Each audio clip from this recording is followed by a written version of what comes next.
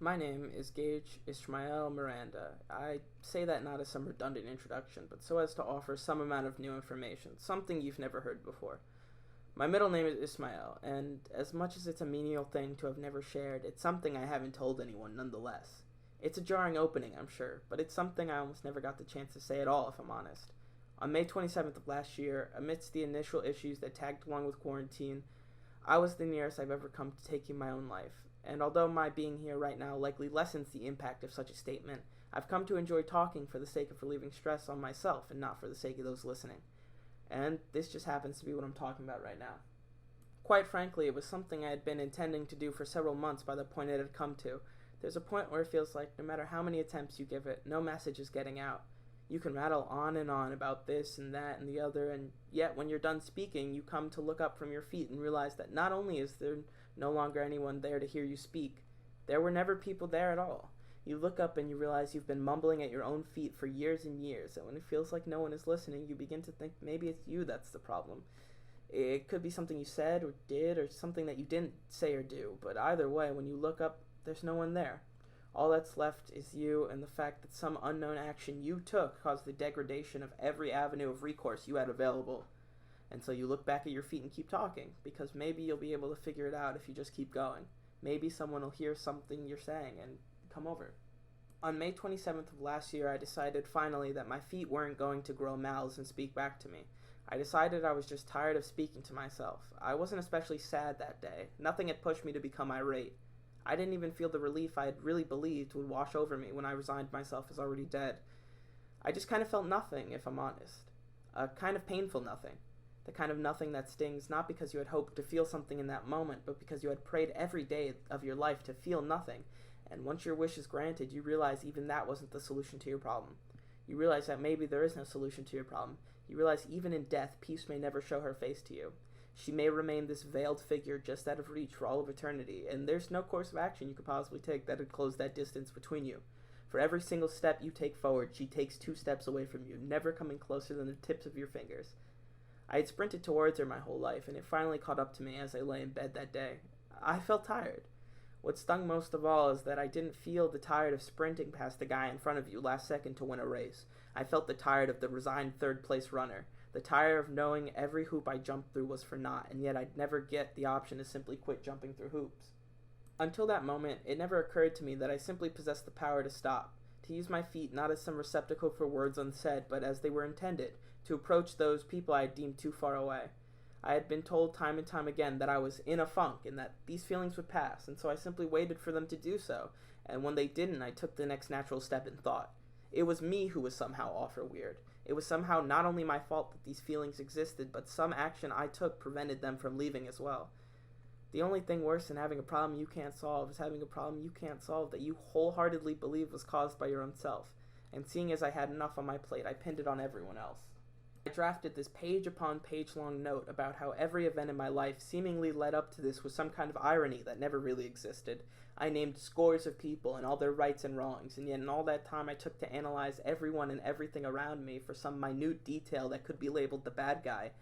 I had yet to consider that some stories simply do not need villains, and yet even then, if there was no villain, no outward source I could project all of these emotions on, then what was the cause? Was there no issue?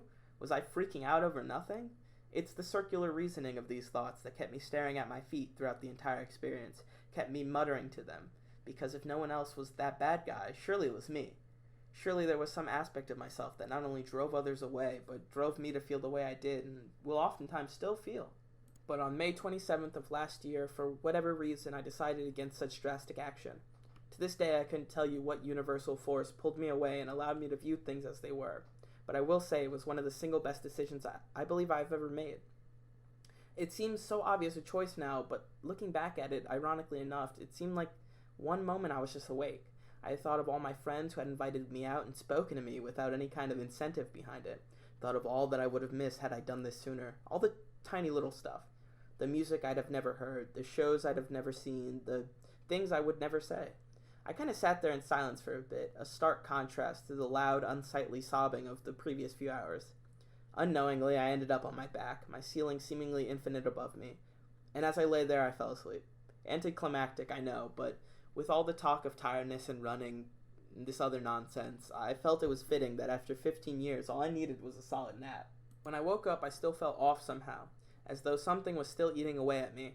Almost immediately, I decided that it had simply been a fluke. It was such a simple solution to continue staring downwards until the next chance to off myself arose. But clearly that hadn't worked out so hot the first time. Then what did I have left, with no eventual release to look down to, no memories I'd bothered to look back on, no people on my side? Well, and I consider this easily a top 10 gauge highlight reel moment. I looked forward. I spoke out loud without regard for disturbing some kind of status quo that didn't exist. It worked, much to my amazement. Turns out, people generally respond to when prompted. Wow, what a wild concept. It's almost as if you don't see everything around you when you spend every day staring at your feet. I spent so long chasing what I thought everyone else had that I hadn't stopped to consider the fact that, well, most people don't have their shit neatly packaged. It worked, and so I kept it up. I reached out to friends I hadn't seen, teachers about grades, cashiers and clerks, and friends and foes, and gods and men, and every single person you can think of in between was stuck hearing me ramble on and on about whatever niche interest I had picked up that week. On May 27th of last year, I realized I had done something wrong, but not something to myself. I had wronged everyone else by robbing them of me.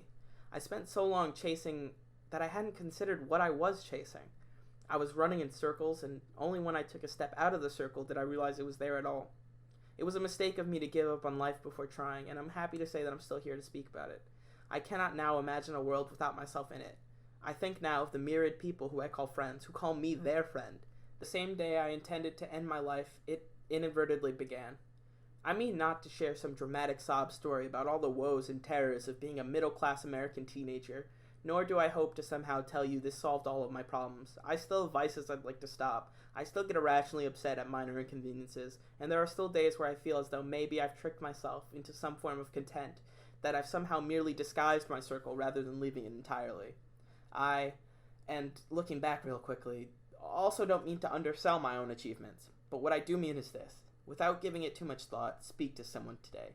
Tell your mom about your day, text someone you haven't spoken to in a while. Hell, you can message me if you need to. Just make yourself heard. It's not going to solve every problem in the world, and I know that. I've still got plenty of stuff to work on myself, but it's so comforting to know that my job is not that of Atlas, holding the world on my shoulders alone.